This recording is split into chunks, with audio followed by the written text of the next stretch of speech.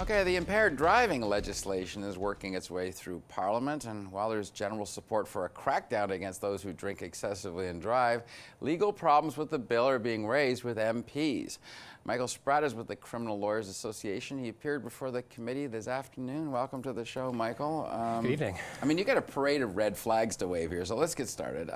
You seem to be saying, if I'm reading this right, that somebody could be convicted of impaired driving even if they were under that legal limit at the time they drove. How is that possible? Yeah, this is one of the major changes that the bill does. No longer is it an offense to be impaired while you're driving. The offense now reads being impaired within 2 hours of driving. So it means that if you are completely sober, you drive your car to, a wine tasting or a cocktail party, you plan to leave it there, you go have some drinks at the party, and if the police have reason to come and question you and smell some alcohol in your breath, you could actually be charged with drinking after driving, which is a very unusual circumstance. And then the constitutional problem is, the burden then shifts to the accused. And the accused has to prove that he's actually innocent. And one of the things the accused has to do that in the legislation to prove their innocence is they have to call a toxicologist to testify about what they drank, when they drank it, and make sure that the readings sort of match up with the drinking pattern. And so not only is it unconstitutional because it reverses the burden, it's going to impact poor people who can't afford to hire a toxicologist and therefore can't afford any sort of defense to being drunk after they drove. Well, I'm reading your brief and I'm kind of gobsmacked by the idea that you suggest they could even come in days later after a suspected being drunk driving, but you don't know for sure. It's a bizarre situation because currently the police have to have reasonable and probable grounds that before they demand a breath sample, but they have to have a belief and a reasonable belief that you drove within the last 3 hours. Because, it's common sense that the readings at the police station need to be related to, around the time when you're driving. And the farther you get away from that, the less those two things have in common. This new bill removes that 3-hour requirement. So it means that the police, if they have reasonable grounds, can demand a breath sample hours or even days after you drove. And sort of the even more irrational part of it is the Crown no longer needs to call their own toxicologist. Sometimes when the readings, the breath samples are so far away from a driving, you need a scientist to say, if you blew 70 a couple hours later, that means you would have actually been at, 90 or over the legal limit when you drove. Right. They no longer need to call a scientist because the bill just deems for every half an hour you add a certain amount of alcohol to the person's system. So it means that if they come and demand a breath sample from you a day or 24 hours after they allege you drove, right, and you blow 0 on the machine, they can automatically just read up your readings, and the legislation says the magical readings are what they are and they're always reliable. Now let's talk about the randomness. I mean, we have ride programs now. The police can stop you at Christmas season and test you if they smell alcohol or you say you've had a drink or two. So you're still seeing problems with this bill going beyond that. How is it doing that? Well, there's random breath sampling. So that means that, police can right now pull over anyone to check on your sobriety, but before they detain you, take you to the car, make you blow into one of those roadside screening devices, they need to have some suspicion that you've been drinking. It's a very low threshold. Smell of alcohol, admission of consumption, fumbling, nervously with your wallet, that's enough. Under this bill, they don't need to have any grounds. They can pull over anyone for any reason and demand a breath sample. And the thing is, it's never truly random. What we know from carding and street checking, what we know right here from in Ottawa and the Ottawa Police Traffic and Race Data Survey that showed that minorities get pulled over more often than non-minorities, right, and they're ticketed less, meaning that they're pulled over just because of the color of their skin. We know that things aren't random when police exercise discretion, so this is going to be something that is going to be disproportionately deployed on visible minorities, Indigenous people, marginalized groups, and that's a problem. All right, we're out of time. Unfortunately, I suspect this is unconstitutional, or at least you're going to be able to argue that, so we'll stay tuned for that argument. It's coming, I'm sure. Michael Spratt, thanks for joining us. No problem. All right. Okay, well, on another road-related matter here, the price of killing someone as a distracted driver is about to get some shock therapy in Ontario. The government has to introduce tough new fines for careless driving, particularly aimed at those using their phones behind the steering wheel.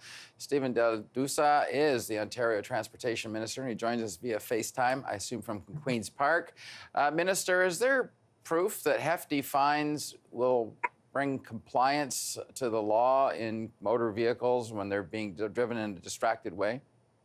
So we're fortunate here in the province of Ontario because for the last 16 years, we ranked either first or second across North America for having the safest roads. And the reason we've managed to do that is because we have strong laws, we have tough enforcement, and we also send a very clear message through ourselves, our own public awareness raising, but also our road safety partners work with us to spread the message about making sure that everyone is focused on safety when they're using a vehicle, when they're driving a vehicle, or they're involved in any capacity as a user of the road. A couple of years ago, we introduced tougher sanctions for distracted driving, but we've heard from our law enforcement partners that the numbers are still alarming with respect to too many people still being distracted, still looking at a handheld device when they should be focused on the task at hand and driving safely. And so today we are proposing tougher new penalties for that.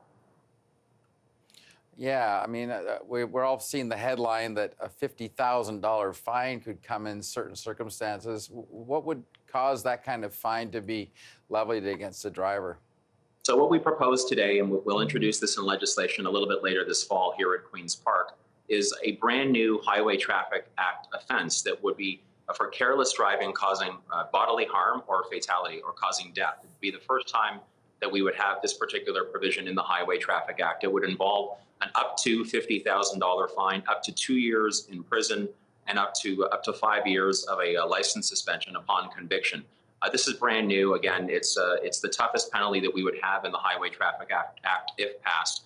We've certainly heard from far too many organizations that are involved with the victims, the families of the victims who've lost their lives on roads, particularly vulnerable road users, pedestrians, the elderly, our youngest, cyclists.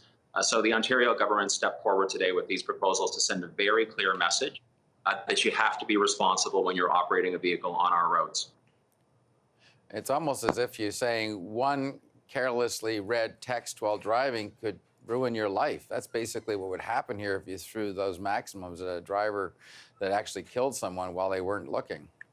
Well, we've also included in our proposals measures to toughen the sanctions specifically for distracted driving and specifically for what we call repeat offenders. So for the first time, we'd have a larger or higher fine range if it's your second or third conviction.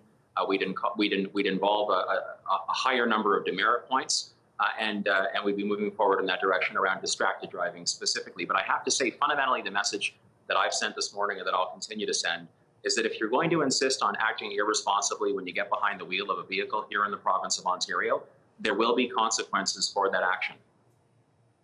Did you pitch the idea of even getting tougher on enforcement? Because, if you had police vigilantly watching at intersections as drivers glanced down at their cell phones and nailed them there, that would seem to be as effective, if not more effective, than throwing them in jail for a couple of years.